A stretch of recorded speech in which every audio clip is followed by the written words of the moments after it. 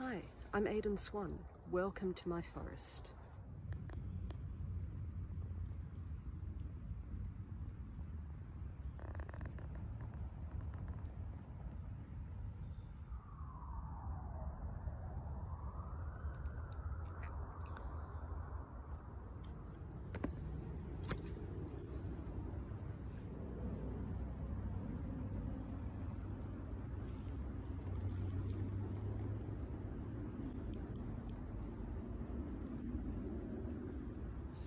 So a few weeks ago when I started this project, I had decided I was going to do a card a week.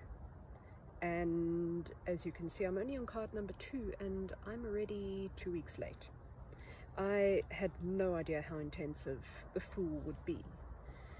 It took 2 solid weeks to paint. The 3rd week was actually spent doing a commission for a client. And it took about 3 days for the concept to make itself known.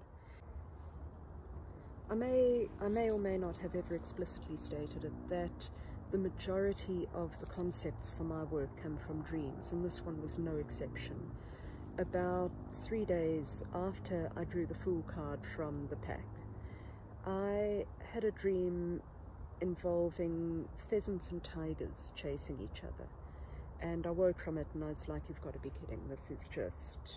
no, it's too crazy, it's too silly, it's just, there's no ways I'm painting that. And of course, I then got to work with painting it.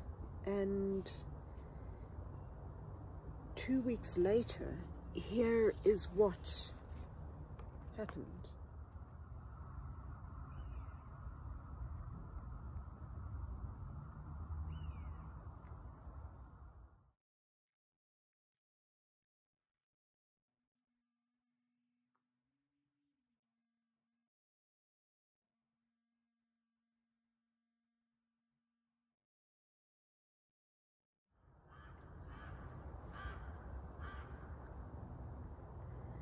And regardless of my initial thoughts on the subject matter that came up, the more I worked with it, the more right it felt.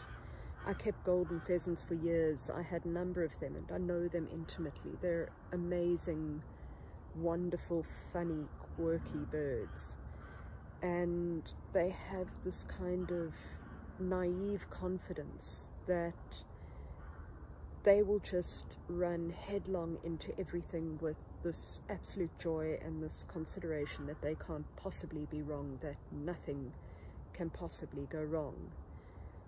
So it's this fearlessness, and it's embodied very much in how they look, that insane, ridiculous, clashing coat of feathers that they wear. Now, golden pheasants and tigers do have a similar range, and there is a bit of an overlap in their range. So I believe that if they did meet, the golden pheasant firstly wouldn't even consider that this other creature would possibly harm him. They're really that fearless. And the tiger, for his part, would probably mostly ignore the pheasant, because pheasants are skinny things and they're pretty hard to catch. And for that little of a snack, for him to put in the effort and probably just end up with a mouthful of tail feathers, it wouldn't really be worth his while. So the pheasant would dance around the tiger's feet and they'd carry on their way. There's a lot of mythology surrounding both of the animals, and the most important of which is about the pheasant, that they are actually the start of the phoenix myth. That's where the myth of phoenixes came from, and pheasants, golden pheasants, are still called the red phoenix in some places, or the little phoenix. And that plays very well into the mythology and the symbolism behind the Fool too. Now, the interesting thing about this card is the more I worked on it, the more both animals came out as equals. It had initially been that the pheasant was definitely the Fool, but now I'm not so sure. Who is the Fool? Is it the pheasant? Is it the tiger? What are they thinking, and what are they saying to you? I'm not going to put any more of my symbolism into it. I would much rather that they speak to you. I'd much rather hear what you have to say about them. They're fascinating. This card was absolutely fascinating to do, and I've loved every second of it, even when I was frustrated and tired of drawing stripes. But it has been quite a journey, and very, very much again of a learning. And I am so interested to hear what you get out of them and which beastie speaks to you. Something else interesting I forgot earlier is that apparently in early versions of the tarot, in the Fool card, the dog that yaps at the young man's feet was a tiger. So there's that coming full circle too, with now a modern card featuring a tiger.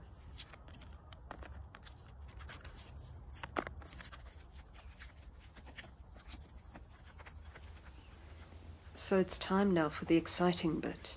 Let's choose the next card. Let's see what comes up.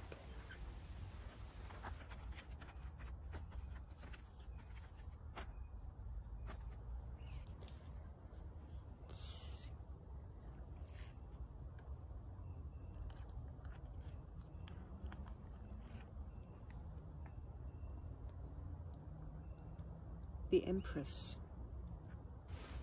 This is actually a card that I know nothing about. I've got no preconceptions whatsoever. So I'm intrigued, and I'm looking forward to where this takes me, and I'm sure that this time next week I will be as surprised as you will.